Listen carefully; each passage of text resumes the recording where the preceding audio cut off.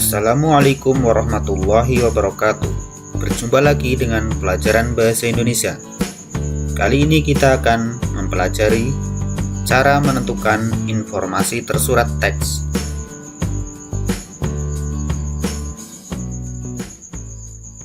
Informasi tersurat adalah informasi yang didapat dari teks dan bentuk informasi nyata-nyata tertulis dalam teks. Jadi dalam informasi tersurat ini, informasinya tertulis di dalam teks. Kebalikannya dengan informasi tersirat. Kalau informasi tersirat itu tidak tertulis secara langsung, sedangkan kalau informasi tersurat itu tertulis secara langsung di dalam teks. Untuk mendapatkan informasi tersurat, bisa menggunakan kalimat tanya dengan berbagai kata tanya. Adapun kegunaan kata tanya adalah sebagai berikut. Apa? Menanyakan benda. Siapa? Menanyakan orang atau lembaga. Kapan? Menanyakan waktu. Di mana? Menanyakan tempat. Berapa? Menanyakan jumlah. Bagaimana? Menanyakan cara. Dan mengapa? Menanyakan sebab. Baiklah, untuk lebih jelasnya, kita akan coba contoh penerapan kata tanya. Dalam paragraf ini akan kita berikan beberapa pertanyaan. Oleh karena itu, kita baca dulu paragraf berikut. Bersepeda salah satu olahraga yang menyehatkan tubuh. Olahraga ini dapat dilakukan oleh siapa saja dan kapan saja. Tempatnya bisa di lapangan, jalan-jalan kampung, maupun jalan raya. Dengan mengayuh sepeda, otot perut, kaki, tangan, dan jantung akan bergerak. Otot organ tubuh yang bergerak akan merangsang keluarnya keringat. Semakin banyak keringat yang keluar, semakin banyak pula lemak yang keluar dari dalam tubuh. Semakin sedikit tumpukan lemak, semakin lancar peredaran darah kita.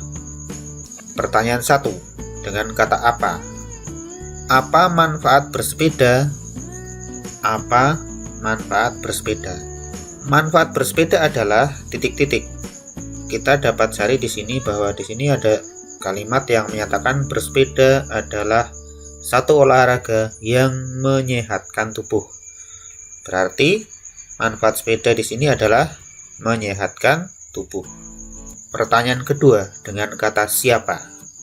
Siapa saja yang dapat melakukan olahraga bersepeda? Ini yang ditanyakan, siapa saja yang dapat melakukan olahraga bersepeda?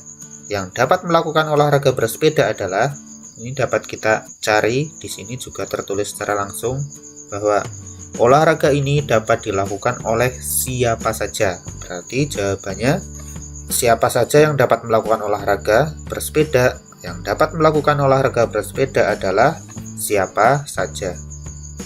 Pertanyaan ketiga, dengan menggunakan katanya kapan.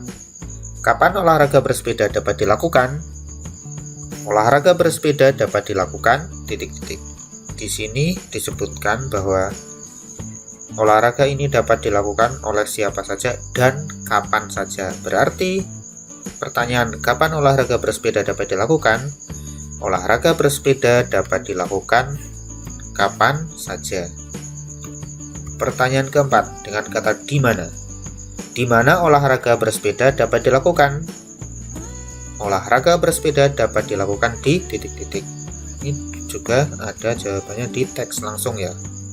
Tempatnya bisa di lapangan, jalan-jalan kampung, maupun jalan raya. Jadi, di mana olahraga bersepeda dapat dilakukan? Olahraga bersepeda dapat dilakukan di lapangan, jalan-jalan kampung, maupun jalan raya. Pertanyaan kelima, dengan kata tanya mengapa? Mengapa peredaran darah menjadi lancar? Peredaran darah menjadi lancar karena titik-titik. Nah, ini juga dapat dicari jawabannya di teks. Semakin sedikit tumpukan lemak, semakin lancar peredaran darah. Berarti mengapa peredaran darah menjadi lancar? Itu peredaran darah menjadi lancar karena sedikit tumpukan lemak. Pertanyaan ke-6 dengan kata bagaimana. Bagaimana cara agar otot perut, kaki, tangan, dan jantung bergerak? Nah, ini jawabannya juga ada di sini. Dengan mengayuh sepeda, otot perut, kaki, tangan, dan jantung akan bergerak. Jadi, bagaimana cara otot perut, kaki, tangan, dan jantung bergerak adalah dengan cara mengayuh sepeda. Baiklah, untuk lebih memahaminya lagi, kita akan terapkan dalam contoh soal ujian. 1. Pada siang hari, anak-anak banyak melakukan aktivitas di luar rumah. Bermain layang-layang merupakan salah satu aktivitas yang mereka gemari. Permainan ini jarang dilakukan pada pagi hari karena angin bertiup kurang kencang. Waktu yang paling baik untuk bermain layang-layang yaitu sore hari. Bermain layang-layang pada malam hari tidak dianjurkan karena dapat menyebabkan sakit. Pertanyaannya, kapan waktu yang paling baik untuk bermain layang-layang? Waktu yang paling baik untuk bermain layang-layang adalah titik-titik hari. A. Pagi, B. Siang, C. Sore, D. Malam. Nah, ini jawabannya juga tertulis secara langsung ya di sini.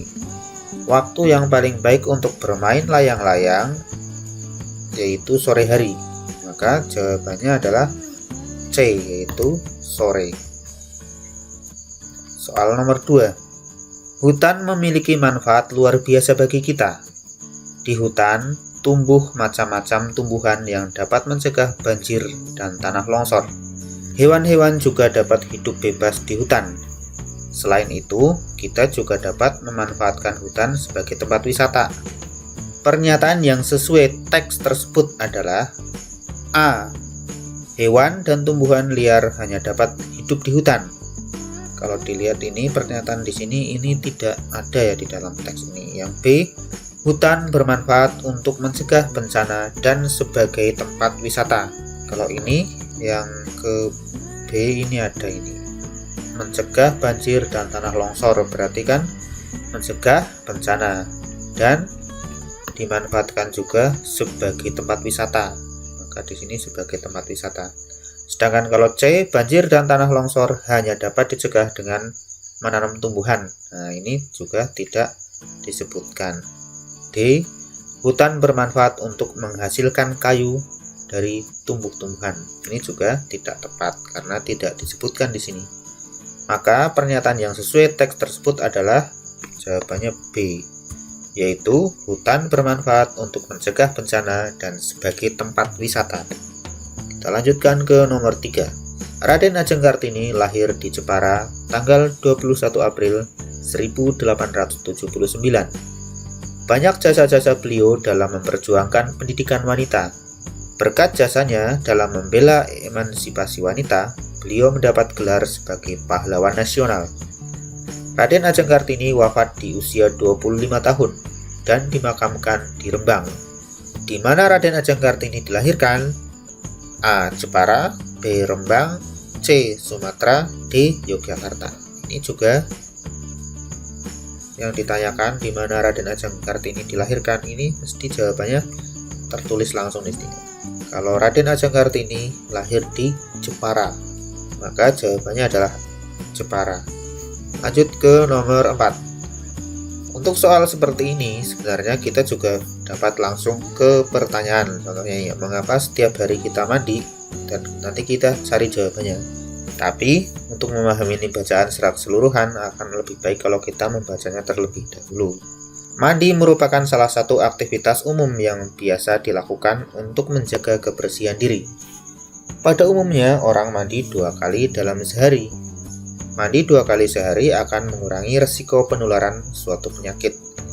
Mandi juga baik untuk sirkulasi darah dan bisa mengendurkan ketegangan otot dan sendi. Mengapa setiap hari kita mandi? Ini pertanyaannya, mengapa setiap hari kita mandi?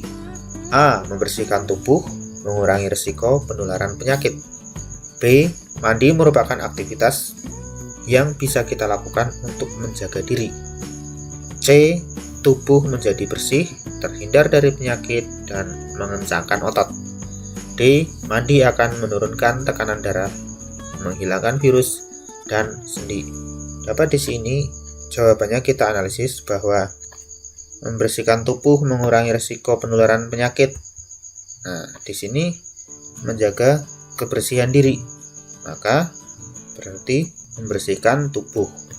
Kemudian ada juga ini, mengurangi risiko penularan suatu penyakit. Nah, ini juga ada mengurangi risiko penularan penyakit. Sedangkan mandi merupakan aktivitas yang bisa kita lakukan untuk menjaga diri. Di sini tidak disebutkan. C juga demikian, tidak disebutkan ya.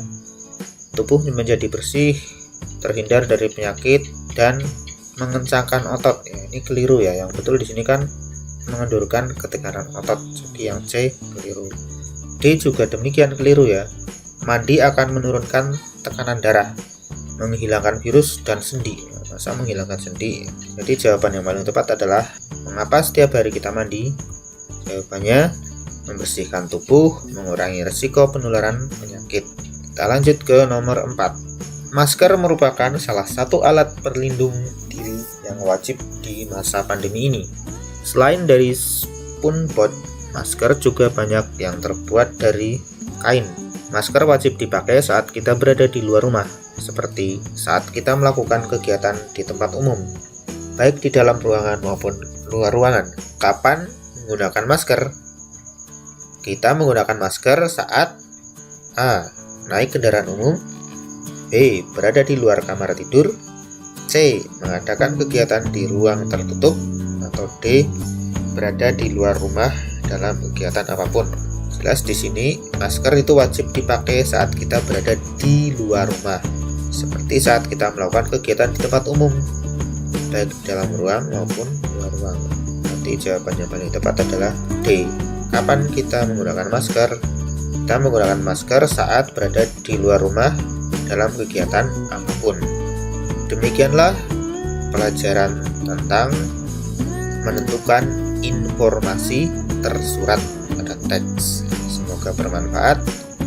Terima kasih atas perhatiannya. Wassalamualaikum warahmatullahi wabarakatuh.